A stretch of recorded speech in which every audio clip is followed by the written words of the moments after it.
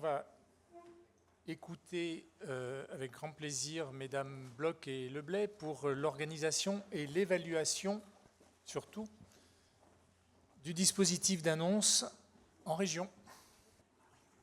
Bonjour à tous, nous sommes très heureux d'être là aujourd'hui pour vous présenter l'évaluation du dispositif d'annonce en cancérologie faite par le DSRC OncoPACA Corse entre 2024 et 2025. Tout d'abord, le contexte de cette évaluation du dispositif d'annonce. Alors, on a eu la chance d'avoir l'intervention de M. Bergerot qui nous a bien démontré que la qualité des conditions d'annonce du cancer constitue un réel enjeu, aussi bien au niveau des soignants, médecins cliniciens, patients et associations de malades. Plusieurs actions, on l'a vu, ont été mises en place ces dernières années au niveau national et régional qui viennent renforcer cette dynamique autour de l'annonce. Alors, je vous en cite quelques-unes. Il y a les étapes et l'organisation de l'annonce, avec le référentiel organisationnel de l'INCa. On a le dispositif d'autorisation au traitement du cancer. Il y a des suivis annuels au niveau des indicateurs spécifiques mis en place par l'ARS et le DSRC. Et enfin, parmi d'autres actions, nous avons le rapport « Expérience des patients et des aidants dans le parcours en oncologie ». Afin d'évaluer ce dispositif d'annonce en région et avec l'appui des ARS de PACA, de Corse et en concertation avec nos centres de coordination en cancérologie, nous avons mené une évaluation régionale portant sur les dispositifs d'annonce. Donc, concernant le dispositif d'annonce, il se décompose en 5 temps d'annonce. Une partie est réalisée en ville, une partie est réalisée donc, au sein des établissements de santé autorisés au traitement du cancer. Nous, l'évaluation qui a été menée donc, à l'échelle régionale repose sur le temps qui est dans les établissements de santé autorisés au traitement du cancer, correspondant donc à l'annonce de confirmation de diagnostic du cancer, à l'annonce de la proposition thérapeutique et enfin au temps soignant paramédical. Pour entrer un petit peu plus dans le détail sur la méthodologie de cette évaluation, nous avons voulu avoir une vision vraiment transversale qui repose donc sur 4 volets de cette évaluation. Le premier volet est de vérifier si un dispositif d'annonce est bien en place au sein des établissements. Donc pour ça, nous avons réalisé une enquête de moyens pour évaluer donc justement les moyens et les outils qui sont mis en œuvre dans ces établissements. Cette enquête de moyens a été réalisée au total dans 76 établissements en région PACA, Corse et à Monaco également. La deuxième étape était de savoir si ce dispositif d'annonce mis en place fonctionnait vraiment correctement. Donc pour ça, un audit auprès des dossiers patients a été réalisé. Au total, 358 dossiers ont été audités. Enfin, pour avoir vraiment une transversalité de ce dispositif d'annonce et avoir un retour des acteurs qui sont impliqués dans ce dispositif, nous avons voulu recueillir le ressenti des professionnels en réalisant 2 enquêtes auprès des professionnels.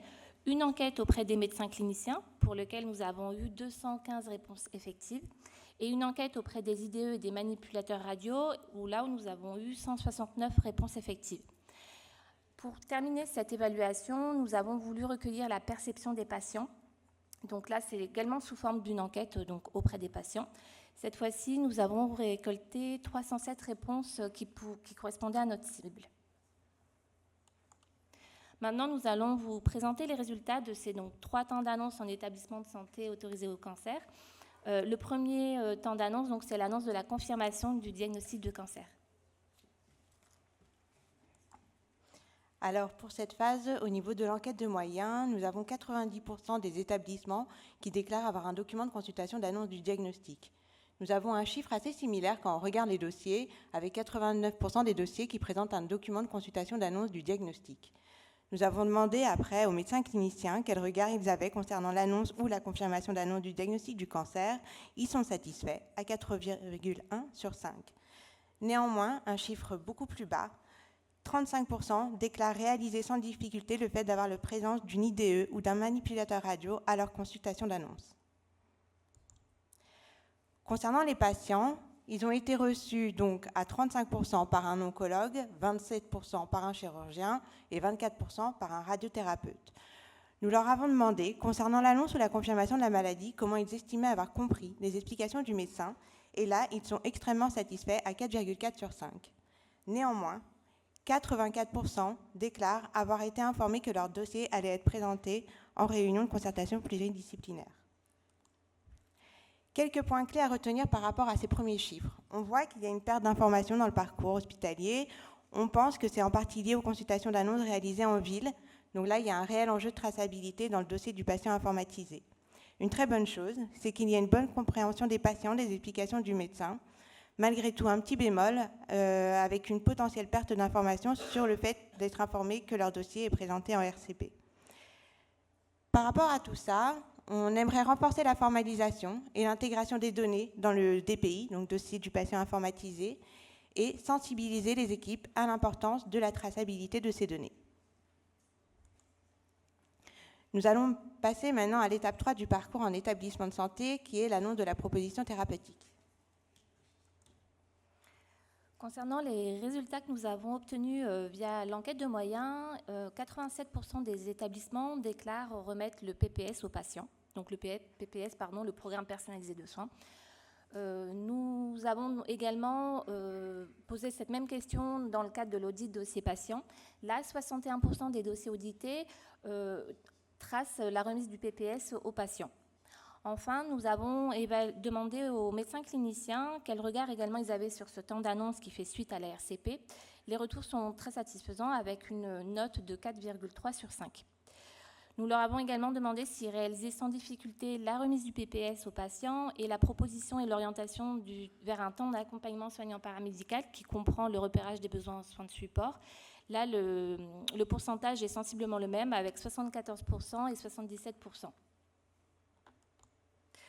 Concernant l'enquête des patients, les retours globaux sont très satisfaisants, avec 91% des patients qui disent avoir été reçus en consultation pour qu'on puisse leur annoncer le traitement défini suite à la RCP. 85% des patients ont reçu donc un document qui mentionne donc les étapes de ce traitement, qui comprend donc les prochains rendez-vous, les contacts avec les professionnels, donc correspondant donc au PPS. Et enfin, 94% des patients ont été informés des effets indésirables ou des effets secondaires de ce traitement. Donc, de ce qu'on peut retenir de ce temps d'annonce, c'est que la traçabilité du PPS reste vraiment inégale, qu'il y a un engagement fort de certains médecins, mais on peut constater qu'il y a une variabilité des pratiques qui est visible selon les spécialités. Donc là, au niveau des patients, comme on a pu voir les chiffres, les informations semblent vraiment bien transmises. Concernant la priorité régionale, ici, ce sera vraiment de sécuriser la remise et la traçabilité du PPS pour pouvoir garantir une continuité du parcours. Maintenant, nous allons vous présenter les résultats du temps soignant paramédical. Alors, par rapport à ce temps soignant paramédical, au niveau de l'enquête de moyens, donc 97% des établissements déclarent avoir un document traçant ce temps d'accompagnement soignant.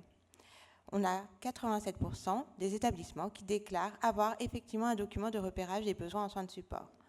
Les chiffres sont un peu plus bas quand on regarde au niveau des dossiers, où on voit que 71% des dossiers présentent un document traçant le temps d'accompagnement soignant et seulement 65% des dossiers présentent un document de repérage des besoins en soins de support.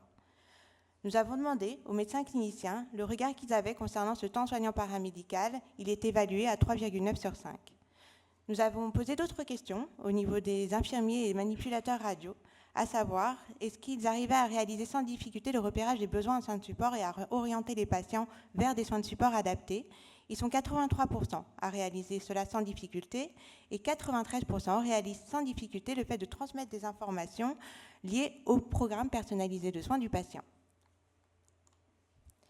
Au niveau des patients, ils sont 70% à avoir eu une consultation, un entretien paramédical avec un infirmier suite aux consultations médicales. Sur ces 70% des patients, il y a seulement 43% qui ont pu être orientés vers des associations et des patients experts. On leur a demandé comment ils appréciaient le fait d'avoir des informations et est-ce qu'ils avaient les informations qu'ils attendaient au niveau de cet entretien paramédical. Ils sont satisfaits à hauteur de 4,3 sur 5. Quelques points clés à retenir. On voit qu'il y a un réel rôle pivot de l'infirmier ou du manipulateur radio lors de cet entretien paramédical. L'accompagnement relationnel et pédagogique est apprécié des patients. Malgré tout, il y a une variabilité dans le temps qui est réellement dédié, avec un besoin d'organisation et de reconnaissance institutionnelle. Par rapport à toutes ces données, il est important de garantir un temps dédié au temps soignant paramédical et de renforcer la formation et la valorisation du rôle de l'infirmier et du manipulateur radio. Nous avons profité de cette évaluation pour évaluer les délais qu'il pouvait y avoir entre ces 3 temps d'annonce en établissement de santé. Donc, le premier délai est entre la consultation d'annonce de diagnostic et la date de la RCP. La moyenne est retrouvée est de 15 jours. Le délai entre la date de la RCP et la consultation de proposition thérapeutique, la moyenne est de 2 jours. Et enfin, entre la consultation de proposition thérapeutique et le temps soignant paramédical, la moyenne est de 14 jours. Là, pour information, les recommandations nationales ne font pas état d'un délai chiffré optimal. À chaque fois, il est uniquement indiqué que le délai doit être le plus court possible. En parallèle, nous avons voulu savoir si la consultation d'accompagnement soignant paramédical avait bien lieu avant le début du traitement. C'est le cas dans 58% des cas. Ce qui signifie que dans 42% des cas, cette consultation a lieu après le début du traitement. Ce qu'on peut retenir par rapport à ces délais, notamment au délai de la consultation d'annonce de diagnostic et de la RCP, la moyenne de 15 jours interroge. On peut dire que ça peut être conditionné à l'attente des résultats des analyses et peut-être aussi à la périodicité des RCP qui, pour certaines, sont bimensuelles. Concernant le délai entre la RCP et la consultation de proposition thérapeutique, là, le délai moyen de 2 jours est jugé satisfaisant. Et enfin, entre le délai de la consultation de proposition thérapeutique et le temps d'accompagnement soignant paramédical, là, l'enjeu, comme on l'expliquait, n'est pas la valeur de ce délai, mais vraiment que ce temps soit réalisé avant le début du traitement. Donc là, l'importance de ces délais, c'est vraiment de trouver un équilibre entre la réactivité de ces consultations et également le respect du temps d'appropriation de l'information par les patients. Donc là, les priorités régionales, il y en aura 2. La première sera de rappeler ces préconisations nationales pour pouvoir garantir une prise en charge dans un délai le plus court possible tout en ayant une qualité relationnelle. Et le deuxième, c'est sur le délai qui interroge, c'est-à-dire entre la consultation d'annonce et la RCP. Là, il y aura un travail qui sera fait en collaboration avec l'ETRAC pour identifier donc des freins qui peuvent être organisationnels, par exemple, mais également à réfléchir à d'autres pistes en fait, pour essayer de réduire ce délai. De manière globale, sur ces 3 temps d'annonce, le recueil de la perception des professionnels nous a permis de sortir des moyennes très satisfaisantes. Et notamment, si on rentre un peu plus dans le détail au niveau de l'évaluation de la transmission de l'information et le lien qu'il peut y avoir entre les équipes médicales et paramédicales, et également le regard qu'ils ont sur le fonctionnement et l'organisation du dispositif d'annonce dans leur établissement, nous pouvons constater que les retours des médecins cliniciens et des IDE et des manipulateurs radio est très satisfaisant avec une moyenne de 4 sur 5. Également, la perception des patients par rapport à ces consultations, que ce soit les consultations médicales ou l'entretien paramédical avec l'infirmier, 4,4 sur 5, le retour des patients est de 4,4 sur 5. Ils sont satisfaits donc du coup de cette information qui est transmise lors de ces entretiens.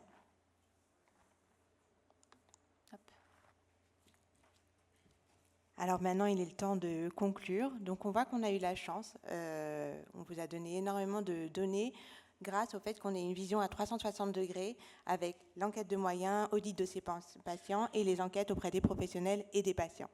Ça nous permet de dégager des forces et des faiblesses. Au niveau des forces, on voit qu'il y a un dispositif qui est globalement bien mis en place.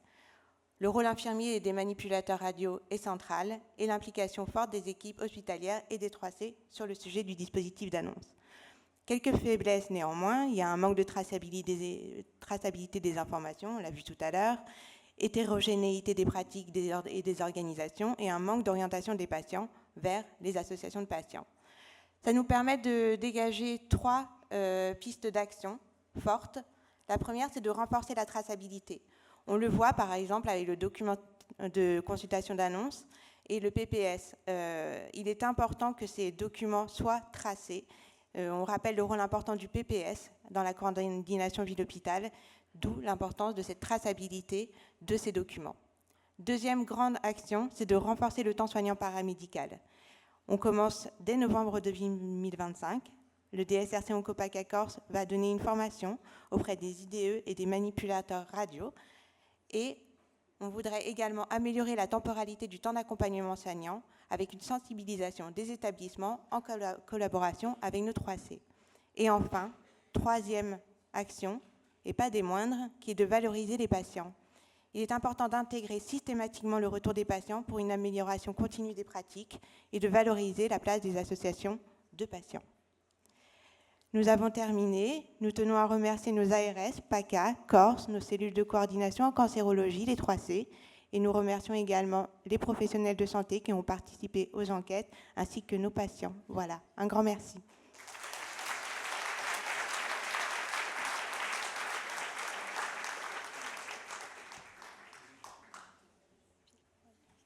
Merci pour ce recueil.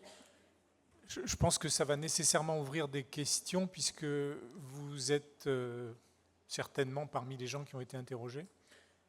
Donc peut-être que vous avez des remarques ou des commentaires à apporter. Non, tant mieux. Mais moi j'en ai une aussi. Et après je te donne.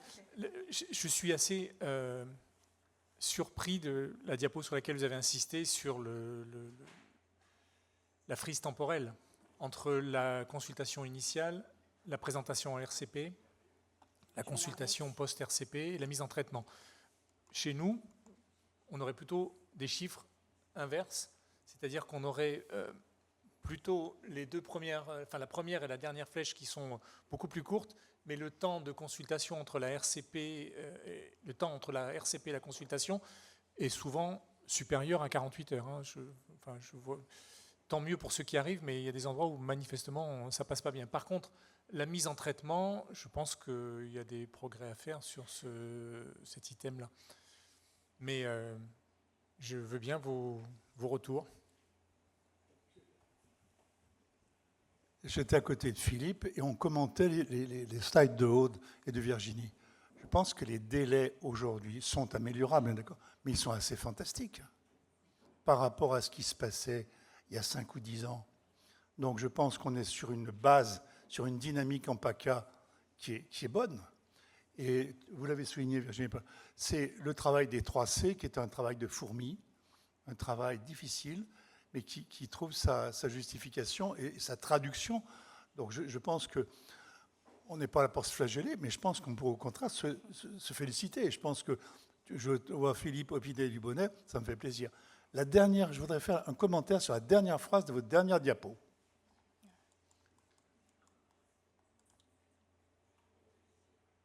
C'est pas celle-ci, c'est l'autre. Celle-ci. Ah, les verbatines, pardon. Voilà. Eh bien, écoutez, je crois que la dernière ligne, c'est celle qui me paraît extrêmement importante.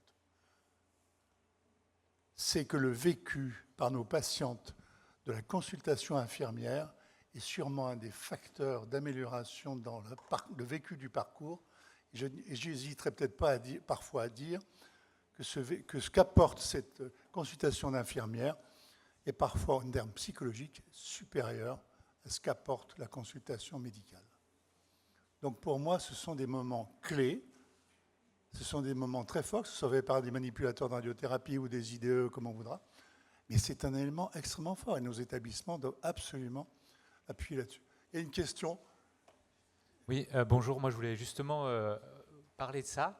Alors pour me situer, donc, je suis chirurgien urologue sur Gap, donc une région un peu rurale, et c'est une remarque sous forme de question également. On a parfois un peu du mal à convaincre les patients du bien fondé et du bénéfice surtout que peut apporter le temps d'accompagnement soignant. Et quand on leur annonce le diagnostic, parfois c'est un peu compliqué de les faire revenir pour qu'ils rencontrent l'infirmière ou le manipulateur radio pour ce temps d'accompagnement. Donc je voulais savoir si d'une part c'était propre à nous ou si c'était aussi des choses que vous pouviez rencontrer. Et si oui, comment vous arrivez à refaire revenir les patients, à les convaincre de l'intérêt de cette consultation, enfin de ce temps d'accompagnement soignant.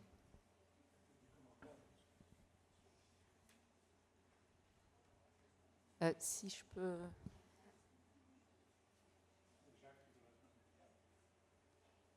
Il y a quelqu'un aussi à gauche. La réponse. Bonjour, je suis infirmière en oncologie à l'hôpital d'Aix-en-Provence. Et dans notre service, c'est vrai qu'on est toutes infirmières d'annonce.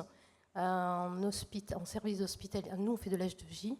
En hospitalisation d'hémato-onco, les infirmières sont maintenant bien sensibilisées à la consultation d'annonce et à la valeur ajoutée de l'entretien et de la consultation d'annonce reprise par des paramédicaux. Nous, on ne fait pas revenir nos patients après la consultation d'annonce. Alors moi, je suis aussi infirmière coordinatrice, donc après l'annonce, je reçois les patients dans un état lamentable, les aidants dans un état lamentable. Donc il faut, quand on va programmer le premier traitement, ce temps-là, même si ce n'est pas de la consultation d'annonce, le temps de programmation est important. Parce qu'ils sortent de la consultation médicale complètement dévastés, ils arrivent vers l'infirmière coordinatrice, le patient ou les dents se sont arrêtés au mot cancer. Même s'ils savaient en amont qu'il y avait quelque chose, parce qu'il y a eu des biopsies, il y a eu des résultats, il y a eu des IRM, ils se sont arrêtés au mot cancer. Là, on mettait un mot, vraiment, ils y étaient. Ils allaient y aller. Pourquoi ? Alors, quand ils arrivent dans notre bureau, souvent, ce qui est long, entre la consultation d'annonce et le premier traitement, c'est mettre en place, organiser la pose de PICC line ou la pose de PAC. C'est très long. On a quelquefois 1 mois avant de pouvoir avoir une date. Souvent, on se retourne vers le privé. Ils sont plus rapides. Donc, le patient est complètement assommé par tout ce qu'on vient de dire. Ensuite, il ne comprend pas pourquoi de l'hôpital, on les envoie dans une clinique privée. Ils reviennent ensuite à l'hôpital. À l'hôpital d'Aix, ce qu'on fait, c'est qu'on ne les fait pas revenir pour une annonce parce que c'est trop douloureux et ils ont pas mal de choses à faire en amont du traitement. La reprise, l'entretien paramédical se fait le jour du traitement. Mais le jour de la programmation, en ce qui nous concerne, on dégrossit beaucoup. On reprend les ordonnances, on reprend certains mots, on réexplique ce qui va se passer, on reprend le PPS. Le PPS, le jour de la programmation, est très important parce qu'on va réexpliquer en sachant que tout le monde s'est arrêté au mot cancer.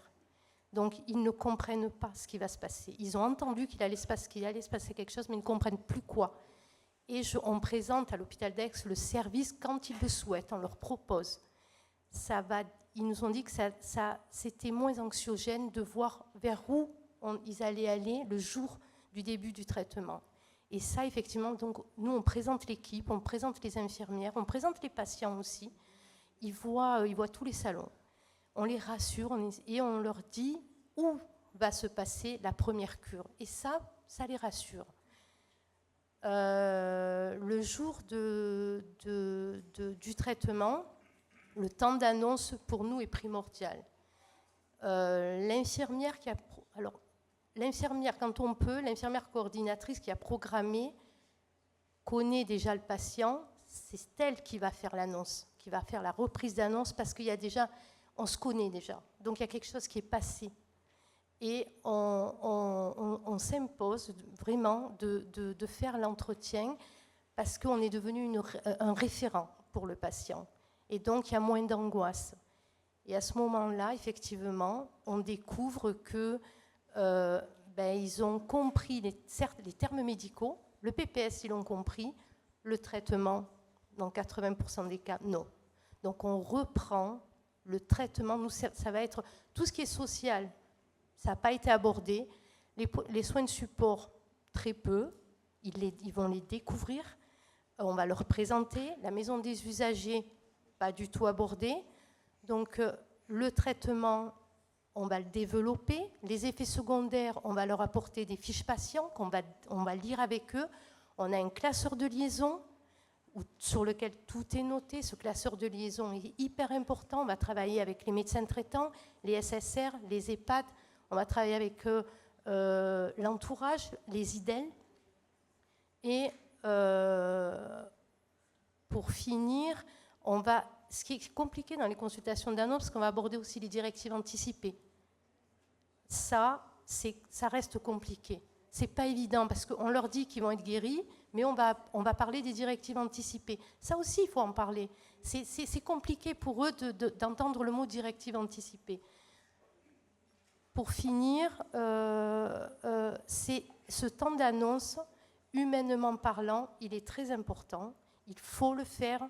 C'est vrai que on n'a pas toujours le personnel, on n'a pas le temps, mais lorsqu'on on prend le temps de faire l'annonce, le patient est bien plus rassuré. Je voudrais...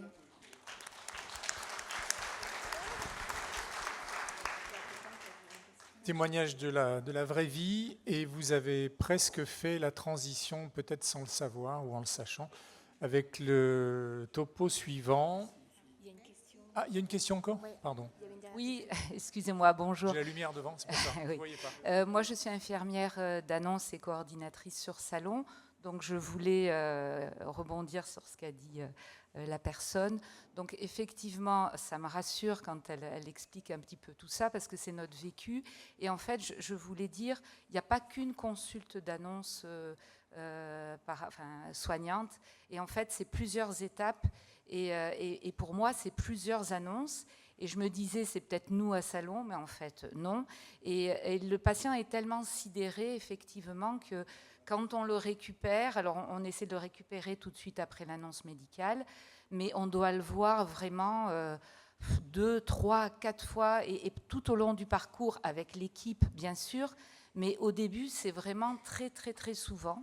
Et donc, moi, je voulais poser la question par rapport à ce temps-là, parce que c'est énorme, et c'est un temps, moi, à la rigueur, c'est difficile de pouvoir gérer tous les patients en annonce, bon, en plus en faisant la coordination, mais bon, voilà, ça me rassure de voir que ce temps-là, il est effectivement comme ça pour tout le monde. Et je voulais juste poser la question par rapport au temps de psychologue. Ok, on voit une infirmière et merci les patients, pour eux psychologiquement ça leur fait du bien, sauf que nous infirmières on n'est pas forcément psychologues, et je trouve qu'il manque cruellement de temps psychologue justement entre le temps d'annonce et le temps du traitement, et ça je pense que c'est pas qu'à Salon. Voilà. Merci beaucoup. Merci. Remarque très juste. Donc je disais que la transition, elle était presque faite avec le topo suivant. Il y avait une autre question. Il y a une autre question. Merci, bon. Désolée. Donc moi, je suis infirmière libérale dans le 04. Donc je vais rejoindre un peu la problématique du docteur du 05, parce que nous, quasiment tous nos patients sont suivis à 100 km de chez eux, voire 150 km de chez eux. Et en fait, vous parliez tout à l'heure de la problématique de l'outre-mer.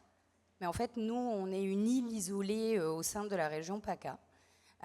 Nos patients, ils ont des allers-retours qui sont très chronophages, parfois avec des difficultés au niveau des ambulances, au niveau des temps, au niveau des embouteillages, au niveau de la possibilité d'avoir quelqu'un de leur famille avec eux présent, parce qu'une annonce, quand vous descendez sur Marseille, c'est quand même bien d'être accompagné. Et donc ça, c'était la première chose que je voulais vous signaler, c'est qu'un patient qui habite à 10 km de l'IPC, de l'hôpital Nord, de l'hôpital d'Aix, il ne se prend pas en charge de la même manière qu'un patient qui habite dans un village avec une seule pharmacie, 4 infirmières libérales, un médecin traitant à 150 km de chez lui. C'est beaucoup plus compliqué. Donc nous, on est là en tant que CPTS du Verdon. On essaye un peu de remettre de l'ordre et de la coordination au niveau de ces secteurs ruraux et en local. Donc je pense que vous aussi, sur le 05, vous avez des CPTS et que peut-être que ça va un peu améliorer les choses. On n'a pas la vocation de tout changer. La deuxième chose que je voulais dire, c'est que les infirmières libérales, sur ces secteurs-là, elles sont hyper essentielles. Parce qu'en fait, nous, tous vos temps là, dont vous parlez de latence de 15 jours entre les annonces, les postes de pick line, les débuts de traitement, les RCP, pendant ces 15 jours-là, c'est nous qui y allons. Et c'est nous qui y sommes tous les jours, et c'est nous qui répondons comme on peut aux questions, et souvent avec le peu de documents qu'on a, parce qu'on n'a aucun document pour répondre aux questions des patients. Parfois, on n'a pas les comptes rendus, parfois, on n'a rien du tout. On se base sur ce qu'il a compris, sur ce qu'on lui a dit, sur ce qu'a compris la famille, et je vous dis que parfois, ce n'est pas du tout aidant. Donc, on fait comme on peut, et franchement, on est souvent les grandes oubliées. Et je voulais juste dire qu'on est là et qu'on est là tous les jours et que parfois c'est très compliqué. Merci.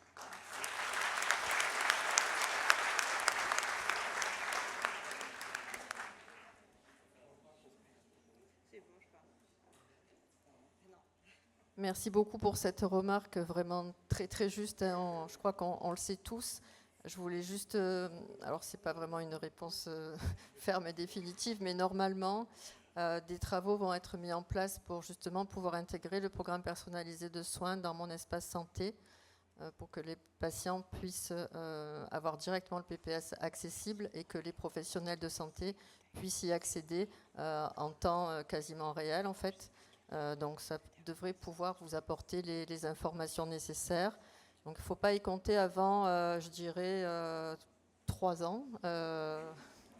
C'est pour ça que je vous dis. Mais c'est des travaux qui sont mis en place au niveau national avec l'Institut national du cancer et l'Agence du numérique en santé.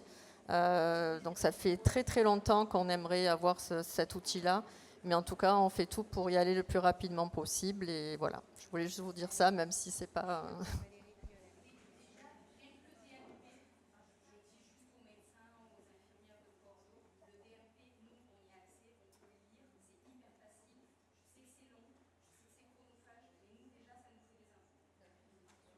Merci pour tout ce que vous faites.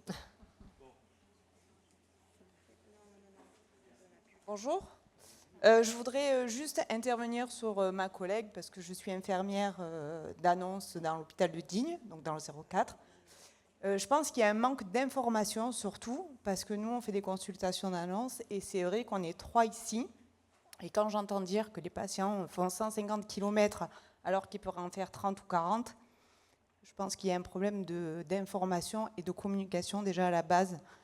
Parce que dans le 04, elle est à 150 km alors qu'il y a un centre à côté, autorisé. Voilà, je pense qu'il faudrait qu'on parle un peu plus, quoi. Oui, il y a Manosque aussi. Voilà. Le dossier, il est partagé parce qu'on a notre secrétaire qui est là, qui le fait aussi. Donc déjà, je pense qu'il y a un problème d'information et de communication et d'orientation, quoi.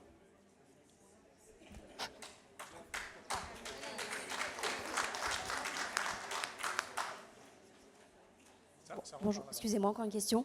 Dernière question. Moi, je suis médecin en équipe mobile de soins palliatifs à l'hôpital d'Aix-en-Provence.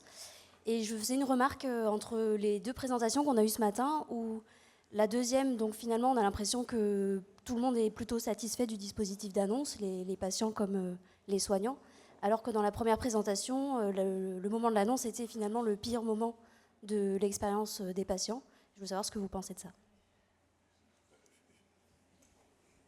Philippe avait pris la précaution de dire que l'enquête a été réalisée en 2018. Celle qui a été menée en PACA, ça a été en 2023. Alors on peut imaginer qu'il y a une dynamique de progression et que PACA est meilleur que ce qui se passait au niveau national. C'est une explication que je vous propose. Mais peut-être aussi parce que nous avons mieux structuré, sous l'effet de l'ARS, n'est-ce pas, sous l'effet des 3C, ces dispositifs. Je pense que nous sommes dans une dynamique d'amélioration au niveau des administrations comme des soignants. Et c'est peut-être ça où ce delta se note. En espérant que ça continue à grimper, on est bien d'accord. Et que Philippe refasse son enquête au niveau national pour le remettre à jour. Je me permets juste d'apporter une petite précision, c'est que ça dépend aussi de la façon dont on pose les questions. Quand on va au niveau des patients, on leur a demandé s'ils avaient bien compris les informations. On a posé telles quelles ces questions. Donc là, effectivement, ils sont satisfaits. C'est difficile de poser la question, est-ce que vous êtes satisfait de l'annonce? Donc là, effectivement, le chiffre va être très bas. Comment vivre bien une annonce? C'est impossible. Donc en fait, je pense qu'il y a le distinguo aussi des questions qui sont différentes. Nous, on voulait s'assurer de l'information si elle avait bien été donnée, s'ils avaient eu le repérage des besoins en soins de support. Et là, oui, ils sont satisfaits. Voilà, je pense que c'est y a ça aussi à prendre en compte. Même si en PACA, j'en suis persuadée que nous travaillons très bien. Oui. Merci beaucoup. Merci.